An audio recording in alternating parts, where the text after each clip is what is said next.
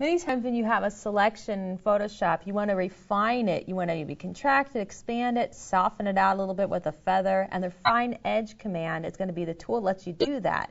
And in version 6, they've even improved it a little bit. So let's get started by exploring the Refine Edge command. Well, I'm going to start by making a quick selection. I not even need to make it a very fancy selection, just something simple.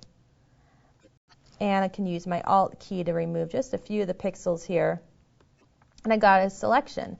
But notice the hair, and this has always been a tricky part to get the hair or the whiskers or those wispy things outside of a selection.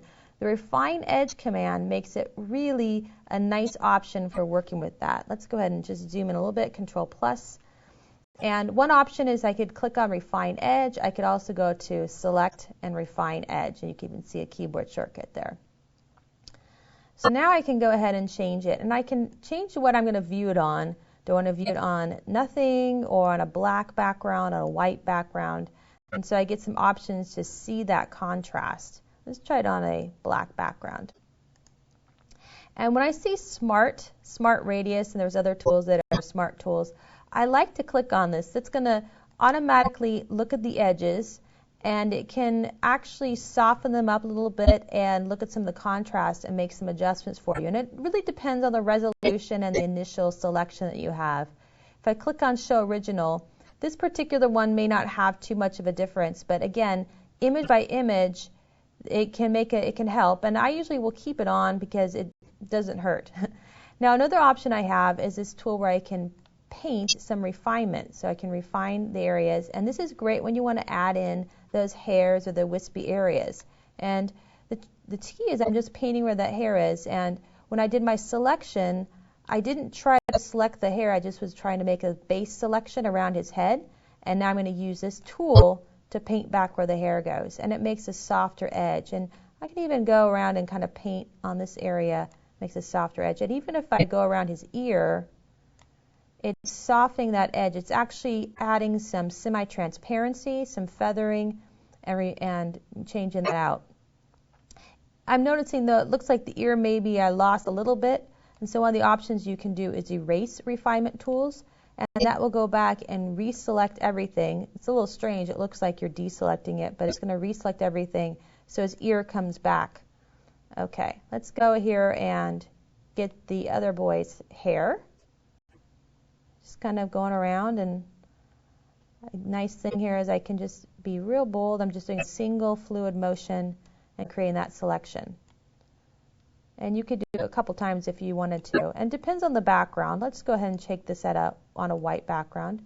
And you can see that information. You can kind of see where there's some feathering. But this is the kind of thing that used to take us a really long time to do by hand. And now we've got the computer doing a lot of the work for us in Photoshop, and it's just brilliant. I've got the Smart Radius on. I could even bump that up a little bit, and it's going to change some of the smoothness of the area. Some other things you can do is you can smooth the line around depending on the selection. Sometimes they can be kind of jagged, and the smoothing, if I make it really smooth, you can see around the shirt in the area. You can see how it starts to smooth it out. Let's just go ahead and pull it down and look around this area here. You can start seeing that smoothness. The feather is actually going to do a softening. It's not quite the same as smoothing. It actually creates a semi-transparent effect. And so you can start to see the pixels, and it creates like a vignette. And the contrast is going to look at the differences between the original pixels and the hidden pixels, and it's going to help determine that selection. So that can be handy. I like doing that with some trees and things like that.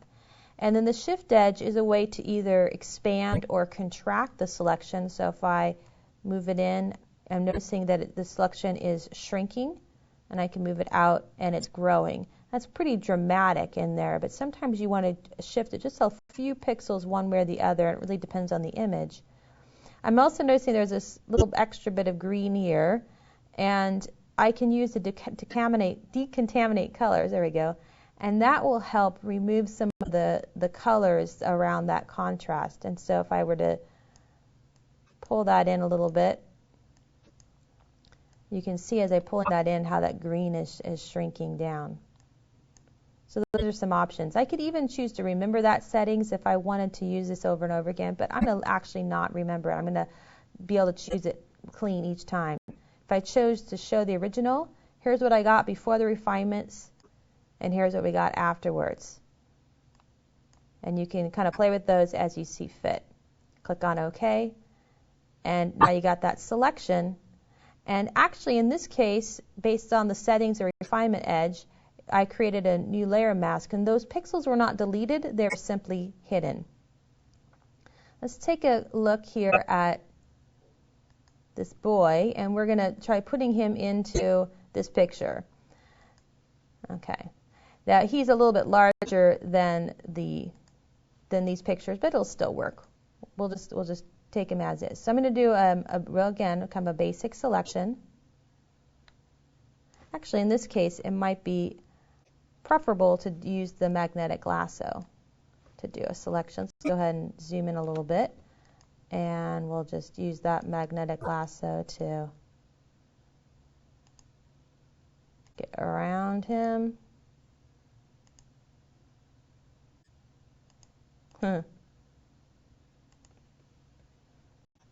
And I don't really have to take too much work. I'm using my space bar here to zoom in. Too much effort. I'm just doing kind of a basic selection. There's enough contrast in here that really helps.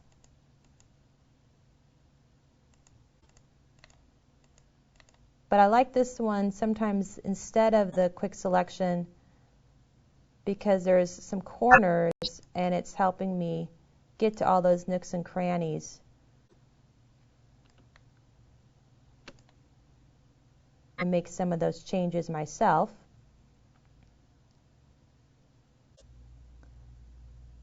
Okay.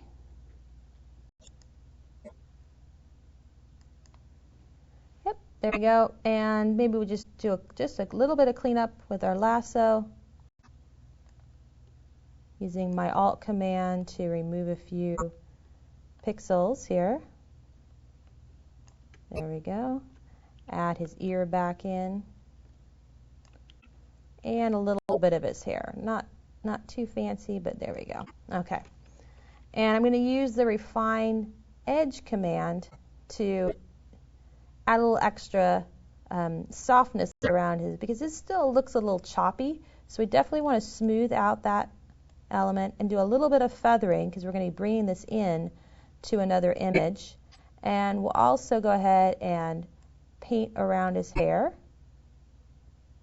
Softens that up. And we can maybe add a little paint around some of those areas that were not selected by the quick mask. And so it's softening that up. It's basically refining the feather and the smoothness for us. So it's doing some of the work for us. And I like seeing in the black because I'm going to be moving into other pixels, but I could try it in some different modes just to see what it would look like. Looks pretty good. Okay. And I could do my output to different options, but I'm going to go ahead and choose output to selection. Click on OK. Give it a moment to make that selection. I'm going to use my move tool here and just move this up into the picture. Pull it down, and there he is. Yep. If I wanted to do a little bit of adjustment, I could go in there and get the eraser, just use my bracket to move it up a little bit and choose that eraser. With the eraser tools also, you can have erasers that are hard or soft, and these are a lot like feathers. And so if I have a soft eraser, it's a little bit like working with a feathered edge. Okay, well, there you go. Got a picture in there. So let's come back to this concept of feathering. And a feather is something that we've been getting right now with our refinement. Let's go here. But you can actually get the feather with the tool itself. And you have all these different selection tools, and you can use a feather command. Now, personally, I like using the feather after I have a selection as opposed to before. But what you can do is you can put in a number, like let's say 30. And when you draw your selection, You may not be able to see it right away. Let me go ahead and try it one more time. When I draw my selection and I can move it just a little bit, you may not be able to see it, but it really is using a feather effect. I'll go ahead and inverse that. And if I were to fill this, edit fill with white and deselect, that's that feathering effect that you can use. So you could actually do the feather before you even start the selection. One thing that's new in version 6 is that you can use feathers that are decimal based, and so when you're creating these feathers you can actually put in some decimal number as well. Now let's go back here, and we'll go back to, actually let's just go back to the beginning and reset our tools. Instead of using the feather before the fact, the other option is you can just use that refine edge and you've got your feather effect. And I always like this better for a couple reasons. One is it's really easy to see on the fly as you're making the feather. Go ahead and OK that. And two, it doesn't stay an option. It's only for this one item, so I don't have to remember to go back and reset the toolbar. So whenever I can, I'm going to use that refine edge either to feather things for an effect or to smooth them out to make contrast, etc.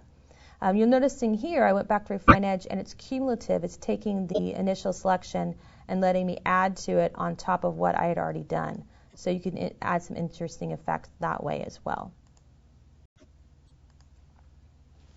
So the refine edge selection is going to let you take a basic selection and soften it up, contrast it, expand it, just make some refinements to it to get to what you really want.